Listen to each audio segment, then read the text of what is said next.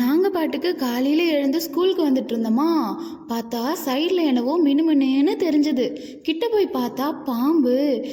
Already இந்த பாம்பு இறந்துட்டு இருந்தது. என்ன பாம்புன்னு தெரியல, தெரிஞ்சால் கமெண்ட்டில் சொல்லுங்கள் மக்களே. இந்த பாம்பு கடிச்சதுன்னா விஷமா இல்லையா அப்படின்னு சொல்லிட்டும் சொல்லுங்கள். இந்த மாதிரி செடி கொடிகள்லாம் இருக்கிற இடத்துல பாம்புகள் நிறையா விளையாடும். நம்ம தான் பார்த்து இருந்துக்கணும். குழந்தைகளெல்லாம் பாதுகாப்பாக பார்த்துக்கணும். ஏன்னா குழந்தைகளுக்கு பாம்புனா எதுவுமே தெரியாது. பாம்பு வராமல் தடுக்க வீட்டை சுற்றி குப்பைகள், அதுக்கப்புறம் கழிவுகள்லாம் இருந்தது அப்படின்னா அதை தூய்மையாக வச்சுக்கணும். அதுக்கப்புறம் இந்த கழிவு குழாயெலாம் இருக்கு இல்லையா, அதெல்லாம் அடைச்சி வச்சுக்கணும். ஏன்னா வெளியிலேருந்து பாம்பு உள்ளே வர்றதுக்கு சான்ஸ் அதிகமாகவே இருக்குது.